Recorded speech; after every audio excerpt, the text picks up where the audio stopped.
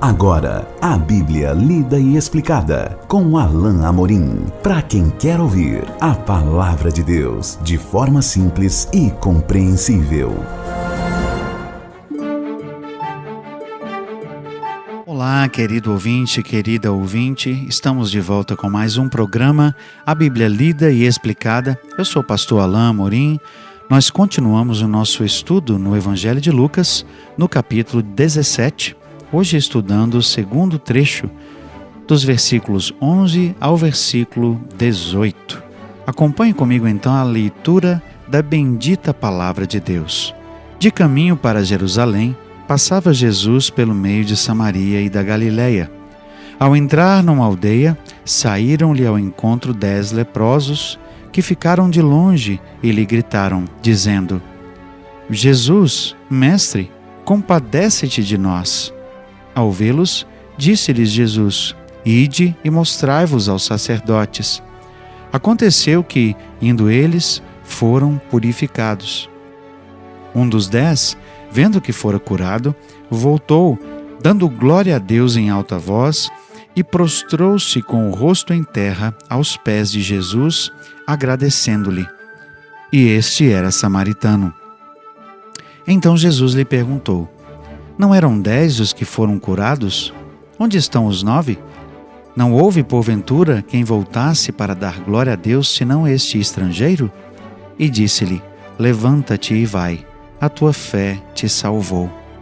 O texto diz, no começo, que Jesus estava de caminho para Jerusalém.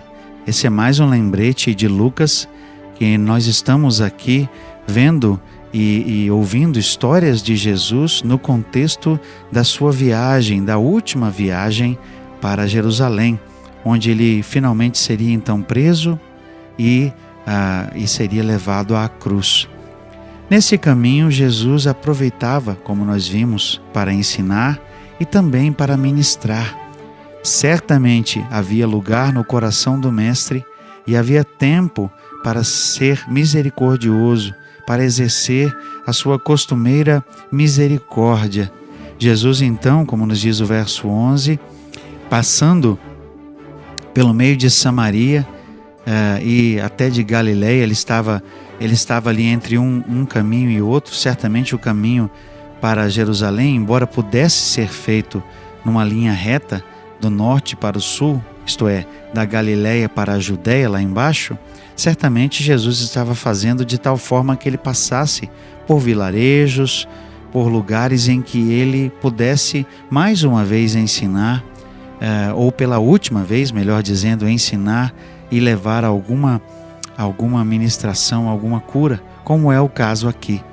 Verso 12 diz então que ele entrou numa aldeia e imediatamente 10 leprosos lhe saíram ao encontro. Os leprosos, naquele tempo, ficavam fora do arraial, ou seja, das casas.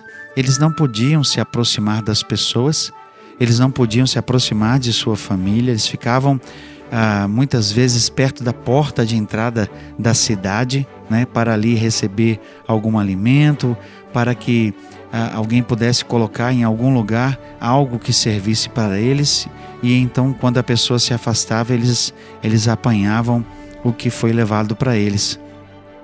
A verdade é que os leprosos eles viviam à margem da sociedade porque não podiam ter contato com ninguém, porque senão, claro, contaminariam alguma pessoa. Então, aqui o sair-lhe ao encontro, na verdade, é esclarecido pelo verso 13, que diz: Ficaram de longe e lhe gritaram.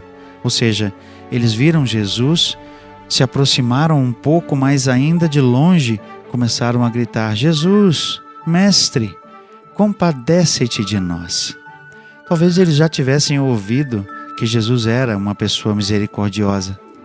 Talvez eles estivessem aqui simplesmente contando com isso, certamente. Jesus, mestre, tem compaixão, tem misericórdia, assim como gritou aquele cego de Jericó: tem misericórdia de mim. E Jesus, certamente, cheio de misericórdia, como nos diz o verso 14, dá a simples ordem de que eles fossem e se mostrassem aos sacerdotes. Por que será que Jesus fez isso? Porque esse era o costume. Quando um leproso estava curado de sua lepra, imediatamente ele deveria ir ao sacerdote para que o sacerdote então pudesse pronunciar a cura e ele então fosse pagar os votos que a lei exigia com relação à sua cura. Por isso Jesus diz: ide e mostrai-vos aos sacerdotes. Aparentemente eles obedeceram e assim que fizeram isso, foram curados. Ou seja, não há, e isso é costumeiro, né? Aqui nos relatos dos milagres de Jesus, não há nada que chame a atenção para o milagre em si. Eles simplesmente se viraram e foram curados. Mas algo importante aconteceu depois disso. O verso 15 então nos diz: um dos 10, vendo que fora curado, voltou, dando glória a Deus em alta voz, e prostrou-se com o rosto em terra aos pés de Jesus, agradecendo-lhe. E este era samaritano. Nós vemos aqui a ação de um dos 10 leprosos, um deles, um apenas, como nós veremos daqui a pouco. Voltou, se prostrou diante de Jesus. Ele dava glória a Deus. Ele reconheceu que o poder que o curara só poderia ter vindo de Deus. E que Jesus era um instrumento desse poder. Por isso ele se prostra diante de Jesus. Aqui talvez não seja possível fazer muita coisa de um contexto que não está claro, absolutamente claro para nós, mas eu creio que é seguro afirmar que este homem creu em Jesus, que ele creu que havia algo diferente em Jesus, e ele creu que Jesus era enviado por Deus. Ele dá glória a Deus, ele agradece a Jesus, ele se prostra diante de Jesus porque reconhece o poder de Deus na pessoa de Jesus. E o texto diz uma nota aqui no finalzinho do verso 16: e este era samaritano. Os samaritanos, como talvez você já saiba, eram menosprezados pelos judeus. Os samaritanos eram discriminados, não eram considerados dignos pelos judeus, nem sequer de conhecer a mensagem sobre o verdadeiro Deus. Mas aqui nós temos um samaritano que, diferente dos outros 9, que talvez fossem judeus e que não vieram agradecer ao Senhor Jesus, este veio e se prostrou diante dele. E Jesus percebe isso, e talvez para dar uma lição ao povo que estava em redor, falando talvez de forma um pouco mais alta, diz o seguinte: não eram 10 os que foram curados? Onde estão os 9? Talvez Jesus quisesse chamar a atenção para os outros, que justamente aquele que era o menosprezado, aquele que não era nem considerado digno e que talvez, pelo fato de Jesus ser judeu, nem quisesse se aproximar de Jesus, mesmo curado. Mas Jesus diz: somente este é que voltou para dar glória a Deus? Este estrangeiro? E disse-lhe: levanta-te e vai, a tua fé te salvou. Jesus não chamou a atenção para o homem porque ele era samaritano. E nem tampouco ao chamar ele de estrangeiro, ele estava menosprezando esse homem. Pelo contrário, ele estava chamando a atenção para o fato de que muitas vezes os judeus, os próprios judeus, não reconheciam Jesus, enquanto que aqueles que pelos judeus não eram nem considerados dignos de ouvir a mensagem sobre Deus, esses o reconheciam o poder de Deus nele e davam glória a Deus por aquilo que Jesus fazia. Ou seja, eles reconheciam o poder de Deus por meio dos milagres, coisa que os líderes judeus não estavam fazendo. Foi por isso que Jesus disse isso. Mas chama-nos também a atenção, e aí a gente caminha para o final da passagem aqui, o que Jesus diz no final, no verso 19. E disse-lhe: levanta-te e vai, a tua fé te salvou. É digno de nota que Jesus disse: a tua fé te salvou, e não que a tua fé te curou.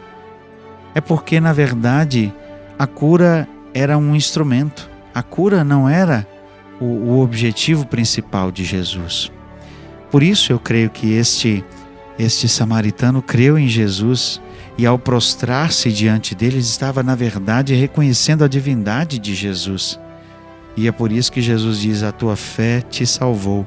Eu creio que este homem creu em Jesus. Eu creio que ele foi salvo, muito mais do que uma mera cura física, temporária, que era apenas para aquela vida. Este homem foi impactado em sua alma, algo que certamente teria um impacto eterno.